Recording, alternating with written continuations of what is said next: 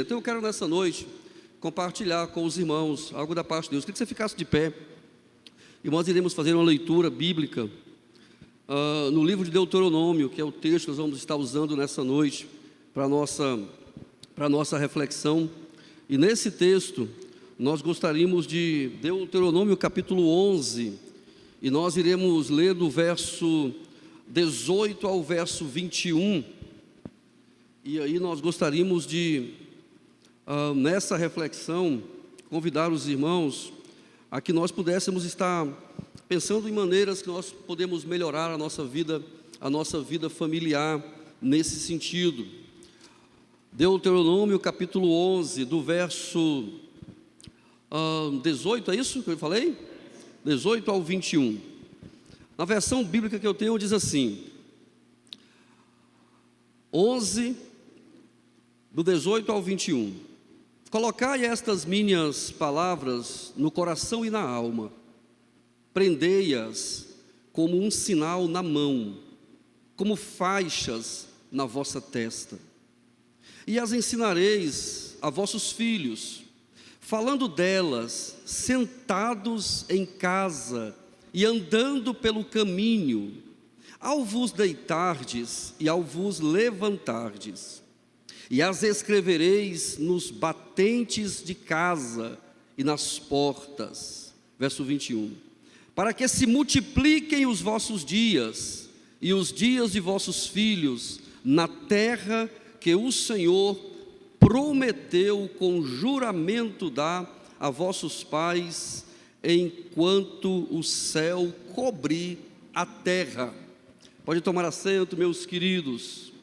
Então, meus irmãos, enquanto o céu cobrir a terra, olha que desafio enorme que nós temos enquanto homens e mulheres que acreditam e que confiam em Deus e que têm essa responsabilidade de olhar suas famílias. O texto os irmãos conhecem, estamos na repetição da lei, livro de Deuteronômio.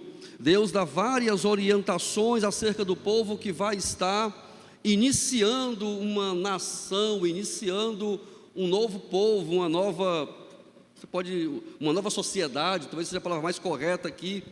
E olha as orientações de Deus para nesse tópico aqui especificamente, é uma base familiar, e nos remete à ideia de que a nossa sociedade, eu sei que isso é quase um clichê, a gente diz que a família é a célula da sociedade, e nós repetimos isso muitas vezes. Óbvio que nós temos que fazer aqui as ressalvas, que sociedade e que famílias, mas olhando para esta perspectiva aqui, as orientações que Deus dá aqui, irmãos, a Moisés, para que seja repassado ao povo, elas têm como base esse núcleo familiar. Teus filhos, tua casa, ensina-os, dá todo aqui um direcionamento. E aqui, eu costumo dizer que nós estamos tropeçando no óbvio. Nós não estamos tropeçando no que é difícil, na complexidade das coisas. Nós estamos tropeçando no que é óbvio para nós cristãos, para nós, família do Senhor. E quando eu olho esse texto, obviamente nós aprendemos a lição de casa. A gente olha primeiro para o nosso arraial, nós olhamos primeiro para as nossas próprias vidas, para nossas próprias famílias.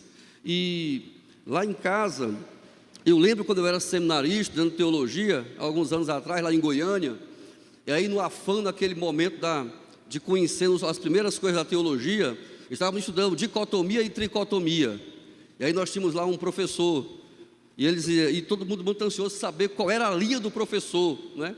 E aí todo mundo, professor, o senhor crê em quê? O senhor é o quê?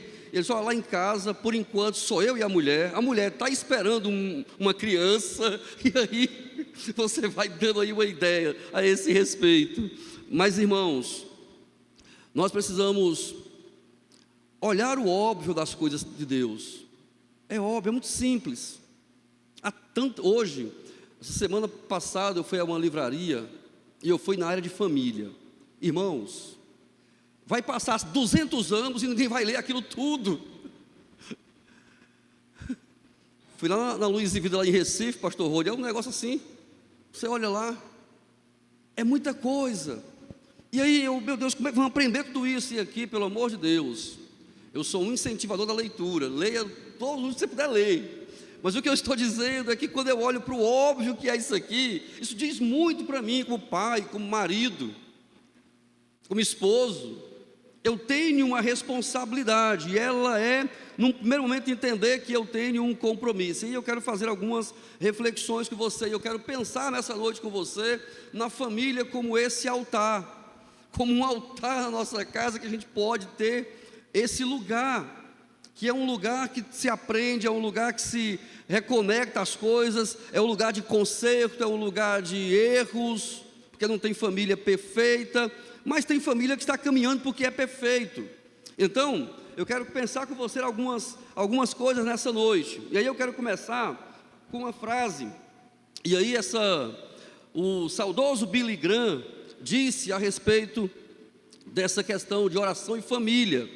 Ele disse: a verdadeira oração é um estilo de vida, não apenas para uso em casos de emergência.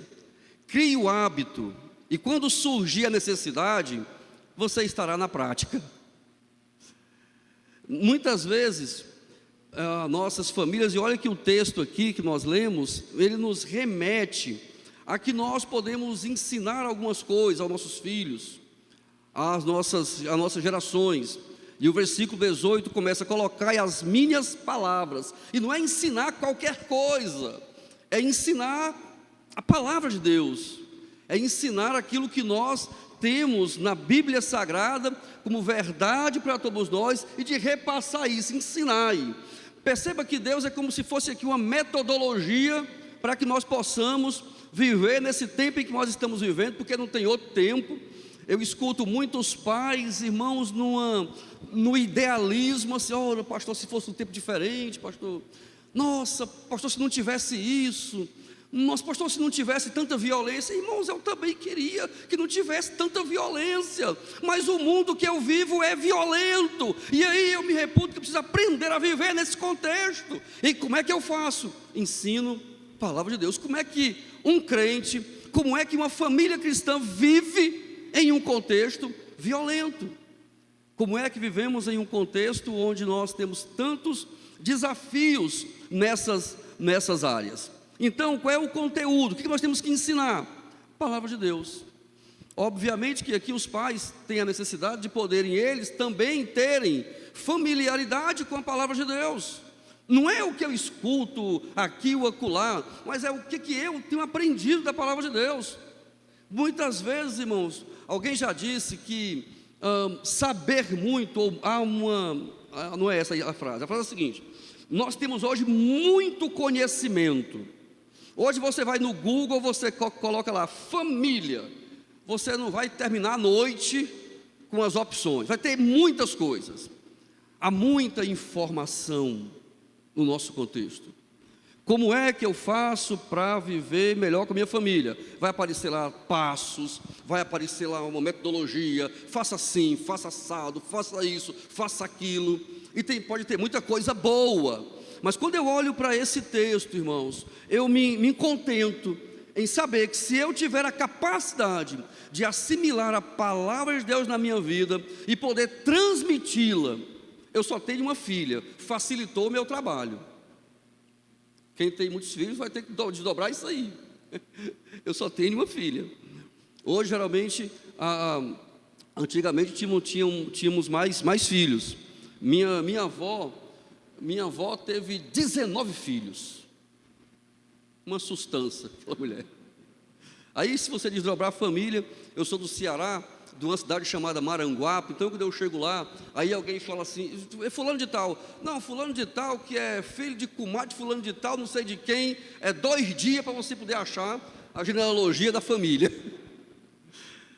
Nós temos poucos filhos hoje, 2, 3 filhos no máximo. Então, nós temos uma responsabilidade cada vez mais premente de podermos repassar isso. Colocai as minhas palavras, olha aí o que o texto vai dizer. Aonde é? No coração. No coração e na alma.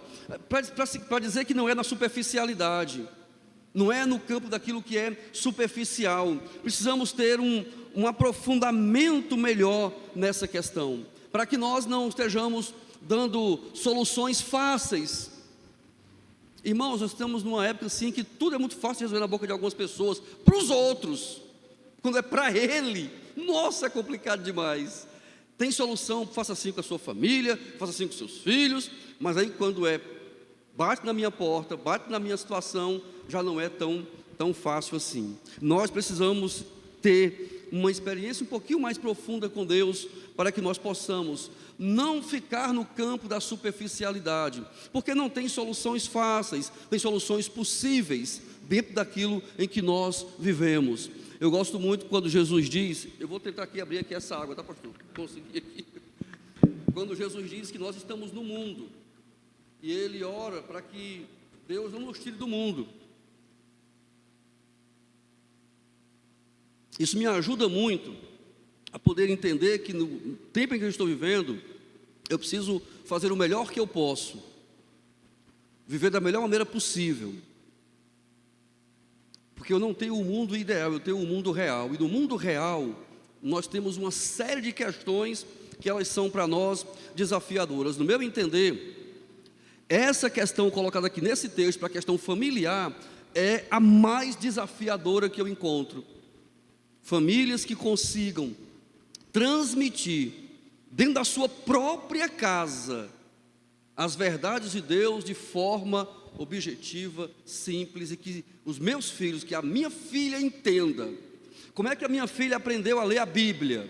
Não foi eu dizendo para ela, leia a Bíblia. Ela aprendeu a ler a Bíblia me vendo ler a Bíblia. Como é que ela aprendeu a fazer um devocional? Ela aprendeu a fazer um devocional me vendo fazer um devocional. Dizer para ela, filha, faça um devocional, isso é muito abstrato, não tem, é muito subjetivo, aliás. Então se ensina com a prática, se ensina com o modelo, ensina. Prendei-as como um sinal na mão, como faixas na vossa testa. Irmãos, penso que de maneira muito real, esses dias, desses últimos 6 meses, nós estamos chegando já no finalzinho do ano, eu fiz pelo menos 5 ou 6 viagens a lugares bem diferentes.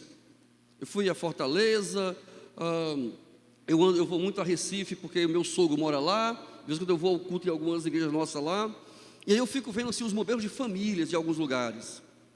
E, irmãos, assim, aí eu me sinto tão privilegiado, porque eu moro aqui em Campina Grande. Eu estive em Fortaleza recentemente, irmãos, é uma luta. Conversando com um pastor colega, ele assim, na sua cidade lá, como é que é os jovens lá? Ele disse, os jovens são normais, como de qualquer outro lugar. Eles gostam de algumas coisas, fazem outras coisas que não são tão boas, normais. Ele disse, pastor, aqui o desafio para nós aqui é muito grande, numa cidade como essa. Ele disse, meu Deus, ainda bem que eu moro em Campina Grande. De certo modo, a gente se protege de algumas coisas. Obviamente nós temos tantas questões aí que a gente vive nesse mundo, mas cidades que têm muitas opções de vida, como essas grandes cidades, é muito difícil. Um pastor amigo meu que pastoreia aqui em Ouro Preto, nós temos uma igreja lá, numa praça bem no centro de Olinda, acho que o pastor James esteve lá, o pastor Francisco Maciel, ali em Ouro Preto, naquela igreja. E nós temos uma juventude grande naquela igreja e muitos problemas. E num seminário de família, a esse respeito, conversando com alguns pais, a grande dificuldade dos pais, pastor, como é que a gente faz? Como é que a gente faz para poder fazer com que os nossos filhos permaneçam na igreja? Irmãos, não tem uma fórmula para isso. Não tem uma fórmula pronta para fazer isso.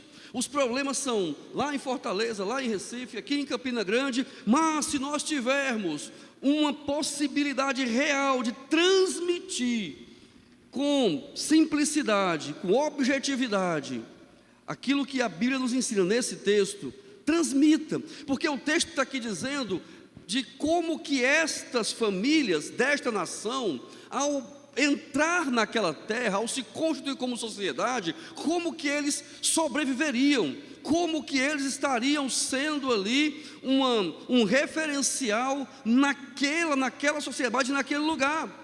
Precisava de um padrão, de um modelo, de um meio que eles pudessem replicar aquilo. E começava na família.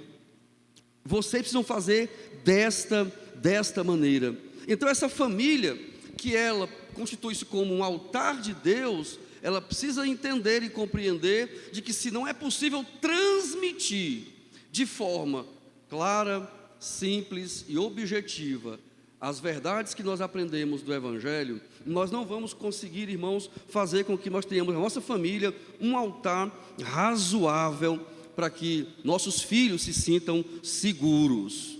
Olha o que diz 2 Crônicas 7:17,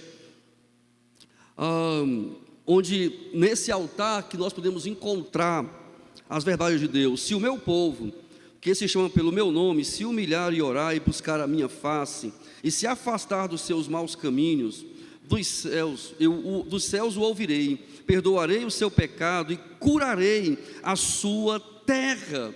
E se você puder jogar esse texto para o nosso contexto familiar, precisamos de estarmos humilhando mesmo, de ouvir, de fazer concertos, altares que precisam serem consertados, para que haja uma conexão melhor com Deus, para que haja uma melhor integração da nossa vida diária, né, com a vida dos nossos próprios filhos, diária também, porque às vezes, irmãos, há um distanciamento entre aquilo que nós dizemos e aquilo que nós fazemos. O nome disso seria coerência, e falta muito coerência nesse sentido. Há alguns anos atrás, em 2017, eu concluí uma graduação na área de psicologia, e num primeiro momento, a minha ideia com isso era ter algumas perspectivas que eu poderia trabalhar em aconselhamento. Eu fui me aprofundar nessa área, e aí, por força de circunstâncias, eu, junto com as pessoas, mantenho um consultório. Somos 4 psicólogos nesse consultório. Nos últimos, de 1 ano e meio para cá, eu só atendo 2 dias na semana, às vezes de manhã e uma vez à tarde, porque não é o meu trabalho principal. Meus colegas, que atendem todos os dias, os consultórios são lotados de manhã, de tarde e de noite.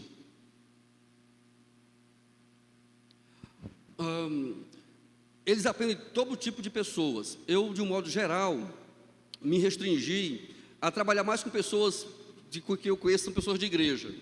Irmãos, o número de adolescentes cristãos, o número não é pequeno, é um número alto, envolvidos com uma série de questões que nós nos perguntamos: onde nós estamos errando nessa área? Porque são questões relacionadas a esse tipo de procedimento. É lá na minha casa, é dentro nas 4 paredes da minha casa que as coisas estão acontecendo. Filhos adolescentes que estão se mutilando, que estão com as ideias absurdas acerca da sexualidade. Filhos de pessoas cristãs, irmãos. Não é pequeno o número, é alto. Há pesquisas nessa área, em toda a América Latina, sobretudo, dizendo do índice altíssimo dessas questões. Então é um dado, quando ele chega para nós, e eu olho para esse texto, e aí eu tenho que me perguntar nesse sentido: como que nós em casa, como que nós estamos trabalhando essas questões? O que estamos repassando? O que estamos transmitindo? Que tipo de altar nós estamos edificando em nossas casas, em nossos lares, para que nós tenhamos condições de objetivamente poder. Outra coisa, minha filha fez 18 anos esse ano, e aí a gente brinca muito, né? Minha filha é filha de pastor, né? Minha filha ainda é solteira, né? E aí o pessoal: está chegando, vai chegar a sua hora, né? Sua filha vai casar. Eu disse: tomara que ela case mesmo, tomara que chegue logo o dia dela casar mesmo. É um ciclo natural de vida com relação a essa questão. Mas, irmãos, como todo pai, eu oro todo dia para que a minha filha encontre alguém que seja razoavelmente equilibrado na sua vida com Deus, porque tem uma turma que está chegando aí, meu Deus do céu, tomara que a minha filha não penda. E a gente fala para ela todo dia, ó, você abre do olho, você dá uma verificada, né? Olha o que você aprendeu, olha onde é que você vai. Divórcio, irmãos, na igreja. Recentemente, nós tivemos lá na igreja um caso assim, para nós nos pesou demais da conta, como diz o goiano, né? Pessoas que nós amávamos demais, se separaram. E aí você fica, meu Deus, como é que nós vamos, né? Não podemos normatizar isso, porque não é normal, irmãos. Não pode ser normal, é contingencial. Normal não, é da contingência, é desse contexto. Nós precisamos olhar para os altares que nós estamos construindo em nossas casas, irmãos. E aí é nesse contexto que nós precisamos de uma vida que ela repasse a palavra de Deus de forma clara, de forma programada. Não é uma coisa assim que fazemos quando temos vontade. Esse texto nos dá uma direção da maneira, como se fosse uma metodologia. E as ensinareis a vossos filhos, falando delas. Irmãos, que tipo de história nossas crianças escutam em nossas casas? Outro dia eu estava conversando na igreja, o pai perguntando para mim, pastor, eu estou preocupado com o meu filho, por quê? Porque o meu filho está discutindo lá sobre a questão do filho do Superman, que é o menino agora é bissexual. Eu disse, meu irmão, talvez não seja uma história para o seu filho. Esse menino tem uma história melhor para contar para ele, não, pelo amor de Deus. Não tem uma história mais. Essa história vai edificar esse menino inquieto. Tudo bem, eu posso até contextualizar, porque eu sei que eu não posso dizer que vamos estar assim totalmente alheio ao mundo, mas irmãos, há tantas outras histórias, há tantas outras coisas. Que tipo de história nós estamos contando sentados aos nossos filhos? Falando delas, sentado em casa. Aliás, eu preciso ser bem sincero com os irmãos. Eu quero usar o termo aqui, será que nós temos tempo para sentar? Porque talvez nem tempo para sentar temos mais. E aqui, pelo amor de Deus, eu espero, pastor, que o senhor me chame de novo. Eu demoro a vir, só que o senhor me chama um dia de novo. Os pais que aqui estão, nós ainda temos essa cultura de achar que quem educa filho é a mãe. Porque o pai trabalha o dia todo, aí a mãe está em casa. E aí tudo que acontece de errado com o menino ou com a menina, o pai culpa a mãe. Essa mulher, tu não está vendo não, tu não enxerga esse negócio não. Bom, pastor, lá tem um povo assim, aqui talvez não tenha um povo assim, lá tem uma turma desse jeito. Você é pai, rapaz, você tem responsabilidade dessa questão, você precisa sentar com esse menino, contar para ele uma história boa, uma história que incendeie o coração do menino. Pais têm que serem bons contadores de história. Esse menino sabe de que história da Bíblia? Que história esse menino tem? Eu não sei se é Salmo 40 ou é o Salmo 140. Nós temos ouvido, nossos pais nos contaram histórias acerca daquilo que Deus fez. Hoje estamos contando, nossos filhos hoje, irmãos, por incrível que pareça, as histórias que eles sabem, as séries, e pelo amor de Deus, eu não estou criticando ninguém que vê série. E assim, está transmitindo, pastor? Está transmitindo? Você que está em casa também. O que eu estou dizendo é que nós não podemos maratonar para assistir uma série e não poder sentar com o nosso filho 15, 20 minutos para conversar com ele sobre alguma coisa que tenha um conteúdo razoavelmente equilibrado nesse sentido. E se você me disser, pastor, é porque eu não tenho tempo, irmãos, precisamos ampliar essa conversa. Não é questão de ter tempo, é questão de que nós não usamos bem o tempo que temos. Isso é uma coisa muito real nesse nosso contexto. Sentados em casa e andando pelo caminho. Percebe que abarca toda a nossa vida. Em casa, sentado, andando pelo caminho, deitado, quando sair, quando entrar, você está sempre transmitindo algo de um conteúdo absolutamente baseado, alicerçado na verdade da palavra do Senhor, que ajuda, que dá base, que fortalece. E é o que nós estamos precisando nesses dias, irmãos. Por quê? Nossos filhos vão chegar às universidades, uma luta.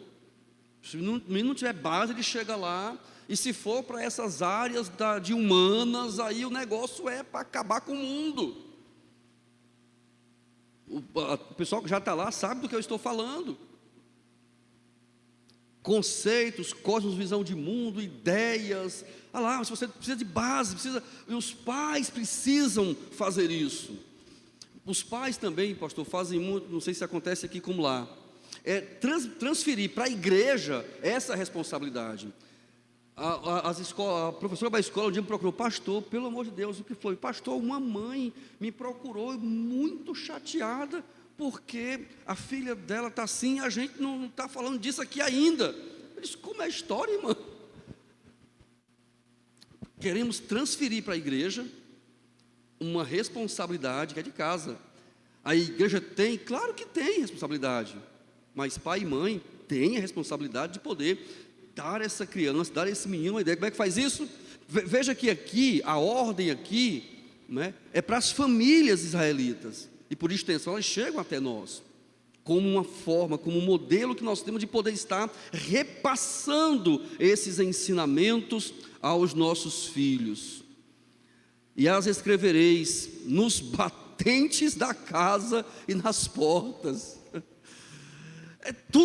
Você entrou em casa, hoje a gente tem aquelas plaquinhas assim, né? Esta casa serve ao Senhor, aqui está abençoada aqui. Então você pode aí colocar um programa em casa, coloca em cada porta um mandamento, um negócio, que o menino vai abrir a porta e ele vê: não peca, olha, dá para não pecar contra Deus, ajeita esse negócio aí. O texto aqui da ideia de dizer, é para lembrar, é para que não se esqueça, é para que você não esqueça.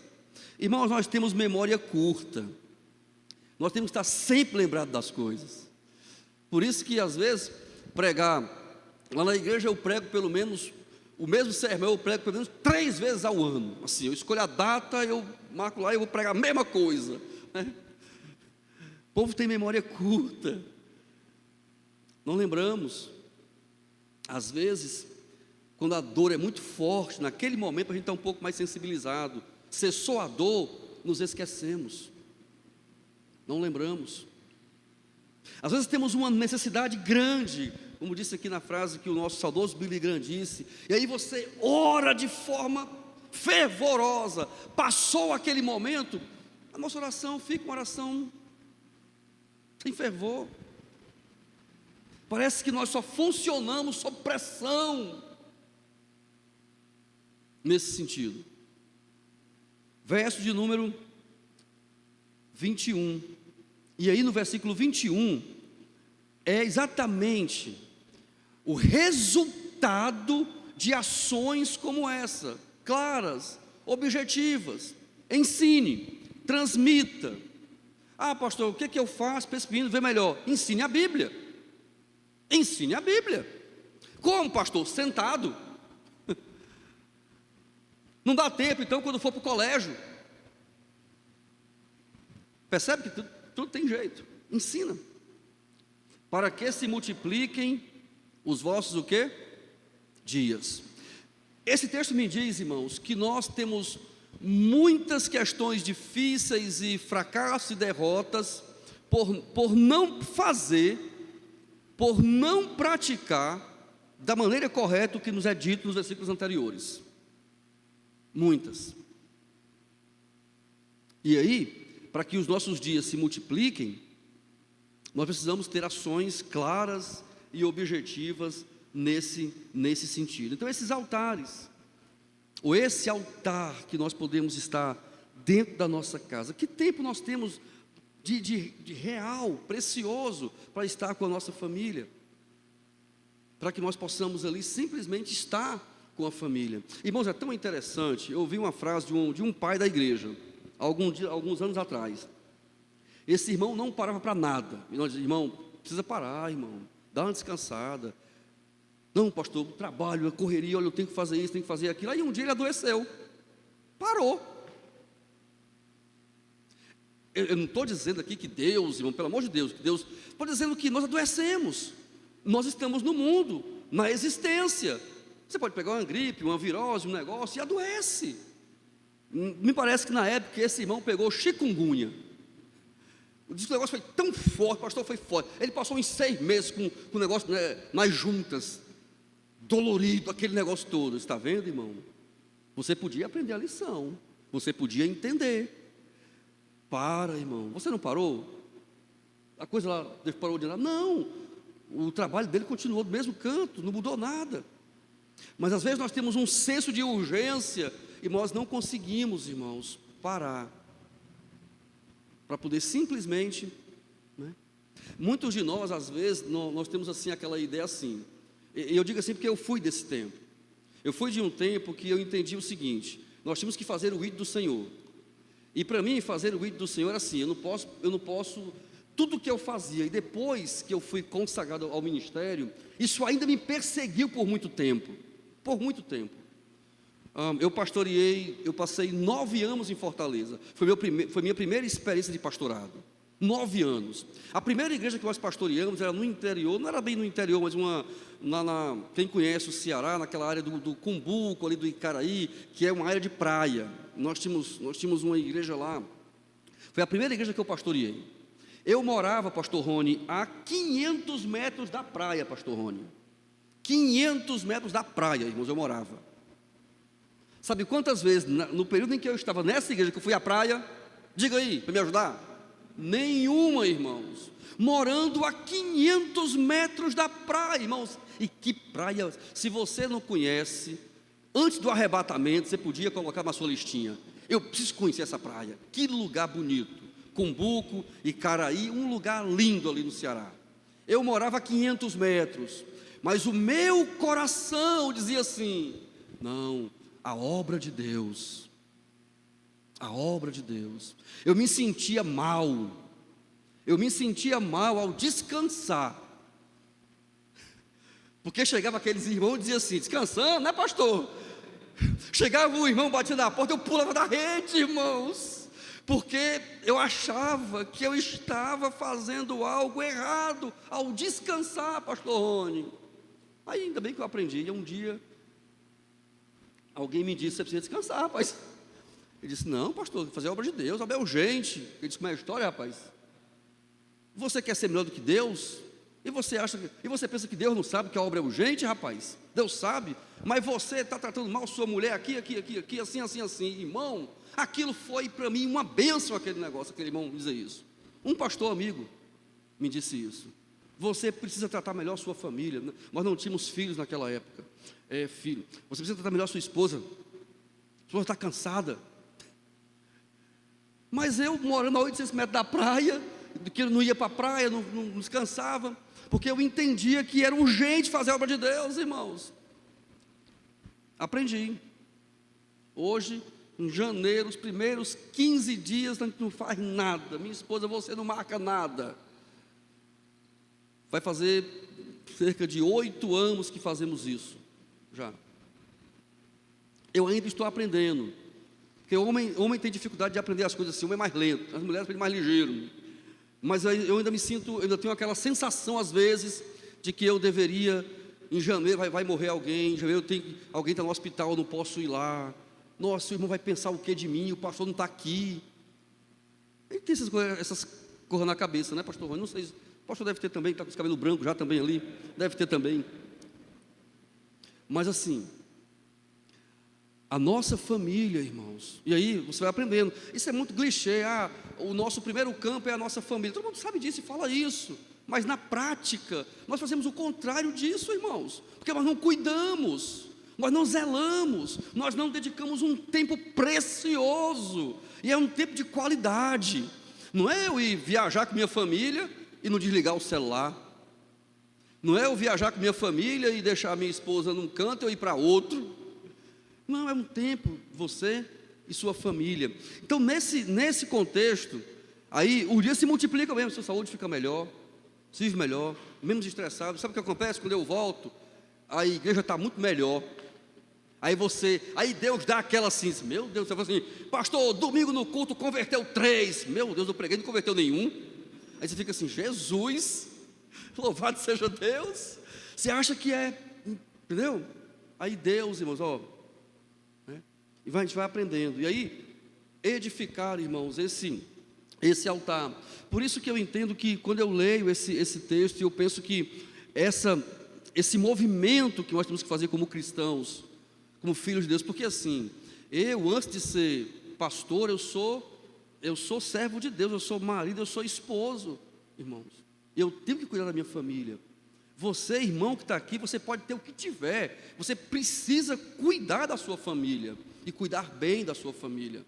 E cuidar bem da família não quer dizer negligenciar nada no trabalho de Deus ou na vida com o Senhor. Significa que vamos estar fazendo exatamente aquilo que o Senhor nos mandou fazer, ensinar a palavra de qualquer maneira, né? Para quê? Para que os dias se multipliquem, para que se multipliquem os vossos dias e os dias de vossos filhos.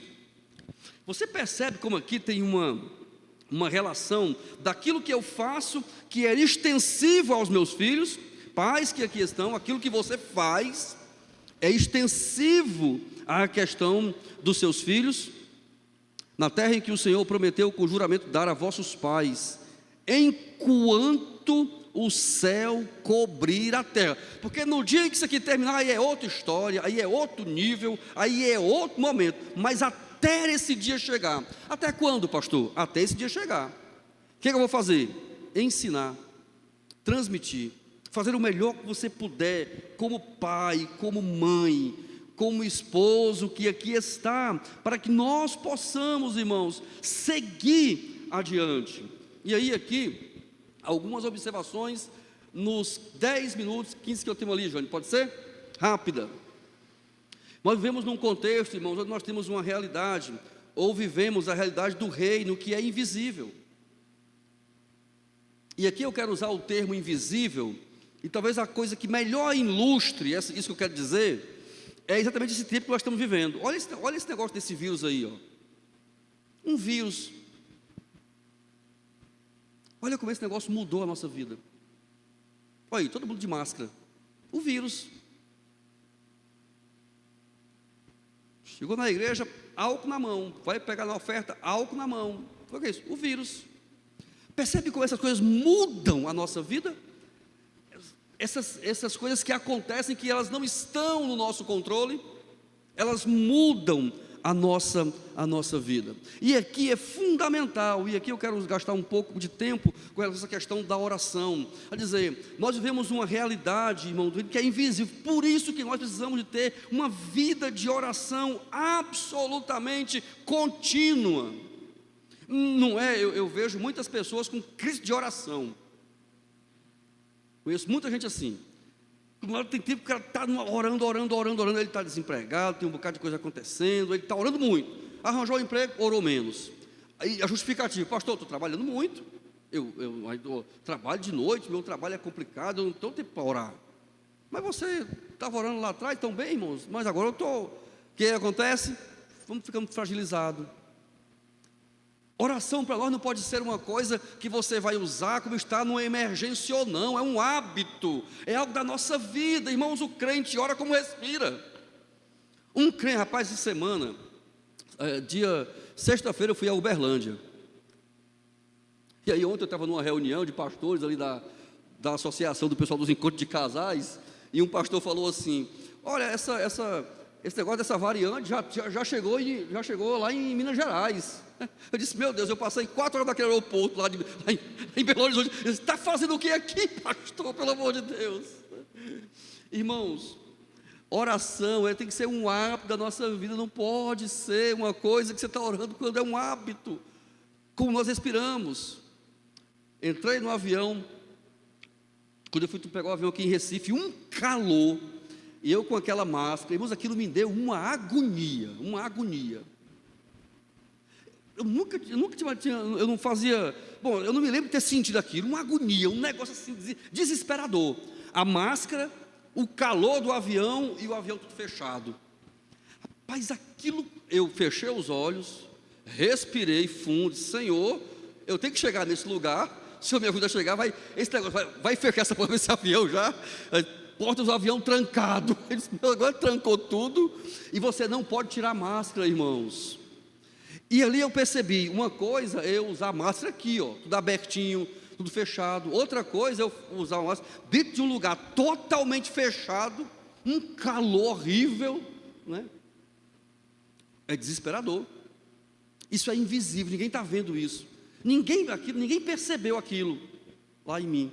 Mas eu estava lá, naquela angústia, naquela agonia. Senhor, me ajuda aí, são 3h30 de voo para chegar nesse lugar, e eu preciso chegar. Mas deu tudo certo, cheguei, fui e voltei, e deu bem. Mas nós enfrentamos questões que são invisíveis. Não dá para que nós possamos viver sem oração, porque tem aquilo que eu vejo, mas tem aquilo que nós não vemos, irmãos.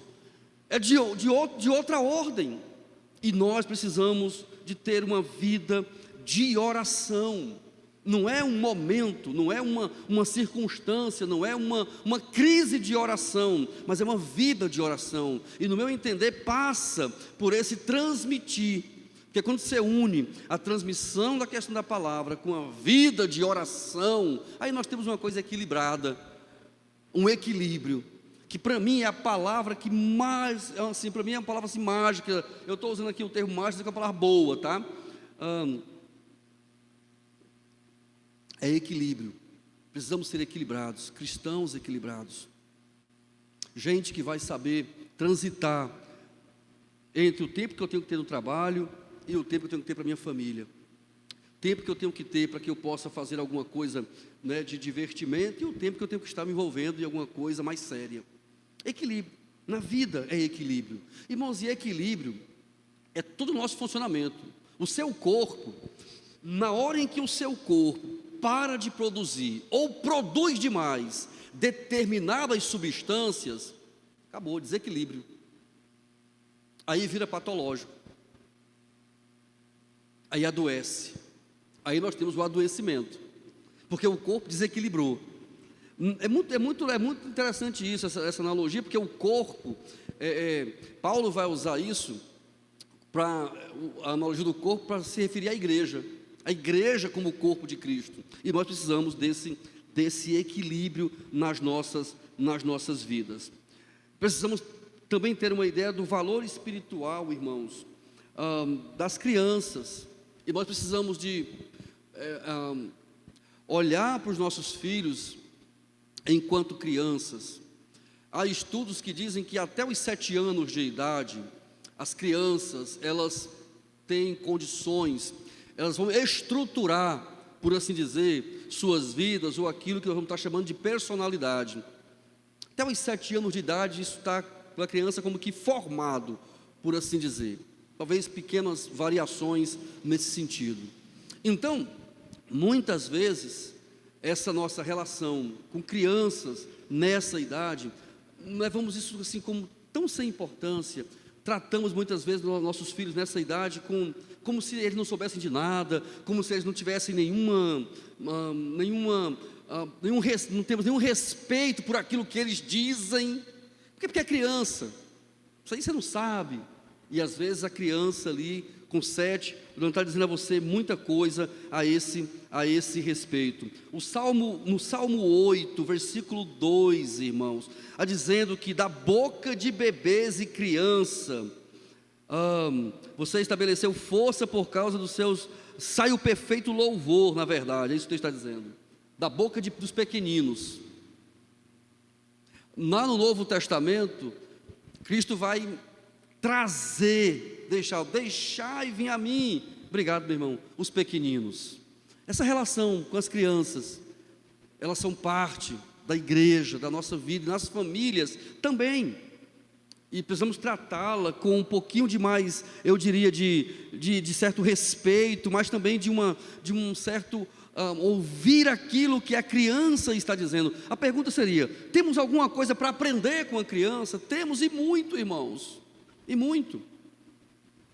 Mas foi Jesus que disse isso a respeito com ele: chama as crianças, e se aquele que não for como uma criança, não pode entrar e ver o reino dos céus. dessa simplicidade, dessa coisa sem malícia, desse dizer sem nenhuma intenção por trás, ou sem nenhuma segunda intenção, uma sinceridade. Você que tem filho aqui pequeno sabe disso, né? Às vezes fala assim, não fala nada, e chegou a visita em casa, aí a criança entrega tudo. Aí os meninos não falam nada disso, a criança está ali humilde, né? Porque ela é simples, ela não vai ter muita coisa sofisticada, e nós podemos aprender. Mas duas coisas: uma conexão, irmãos, mais íntima com Deus. Esse tipo de postura nos permite ter uma conexão melhor com Deus. E eu quero usar aqui o termo conexão melhor com Deus para dizer que nós precisamos, nas nossas vidas, sair do automático. Eu sou da igreja, aí eu vou ao culto, eu canto, eu prego, eu leio a Bíblia, eu faço assim, e é tudo tão automático que a gente perde aquela coisa boa, dizer assim, puxa vida, aquela coisa simples, que ela não é porque você faz constantemente, ou faz muitas vezes, mas é o que você recebe de Deus diariamente, que renova a sua vida, que te faz novo, que te faz animado, que te faz caminhar, que te faz seguir adiante, apesar das dificuldades, apesar das lutas. Eu sinceramente, eu não sei como é que esse povo da teologia da prosperidade sobreviveu esses dias aí. Não sei como é que foi, porque isso foi difícil, não foi fácil. Para nós não foi. Para nós, porque já é a nossa vida, a gente já vive dentro desse contexto, lidando com dificuldade, lidando com luta, é o que a gente faz todo dia. Para nós é um ambiente muito comum de viver, mas para esse povo só tinha coisa boa acontecendo, aí de repente tem um negócio que a coisa não é tão boa. Como é que vive? Como é que sobrevive a esse tipo de coisa? Então, essa conexão mais próxima, mais íntima com Deus, nos ajuda, irmãos, a ter a capacidade de podermos olhar dentro de nossas casas. Aquele pastor da CEPAL, aquele missionário David Coenfield, acho que é assim o nome dele, há muitos anos atrás, tem um livrinho dele chamado Cultivando a Vida Simples. Era um material discipulado da CEPAL. E vida simples é uma coisa que nós precisamos muito hoje. Vida simples. A vida tem se tornado muito sofisticada. Essa vida que você não tem tempo para nada, 3 empregos, você está devendo a Deus e o mundo, você tem tem 15 cartão de crédito. Eu acho que eu estou exagerando, né, irmãos? Não dá para ter 15 hoje. A vida ficou muito difícil, irmãos. Muito difícil ficou a vida. Fazemos tantas coisas, e a vida simples desapareceu. Aquilo que é simples é nós, humildemente, estarmos em nossas casas com nossas famílias, podermos falar, ou cultivar, ou conviver com algumas atividades que são simples do dia a dia. Conversar, por exemplo. Nós gostamos do termo diálogo, né? Está faltando diálogo. Não sei o que nós queremos dizer com isso, muitas vezes, irmãos. Está faltando diálogo. O que significa isso? Está faltando diálogo. Não, pastor, é porque esse homem não fala, pastor. Sou eu que falo. Às vezes, a nossa forma de entender que nós só nos comunicamos quando falamos limita o nosso raio. E às vezes a pessoa não fala, ela não fala palavras, ela fala com o seu jeito de ser, de se comportar, ela fala com o corpo, ela fala com o seu gesto, ela está falando. E nós não escutamos muitas vezes. Amplia a nossa maneira de olhar aquilo que nós estamos fazendo dentro de casa. Filho muito calado, gente trancada no quarto, uma esposa muito triste, um esposo que chega no trabalho e está ali, não fala nada. Mas a vida ficou tão automática, a gente não percebe essas coisas, porque essa nossa conexão com Deus, de maneira mais simples, nos ajuda a perceber essa questão. Para me encerrar e a gente orar, nos ajuda, irmãos, a desfrutar melhor da presença de Deus em família. Nós não vivemos, irmãos, ou não podemos viver de forma isolada. Nossas orações não podem ser isoladas. E aqui é um convite, na família.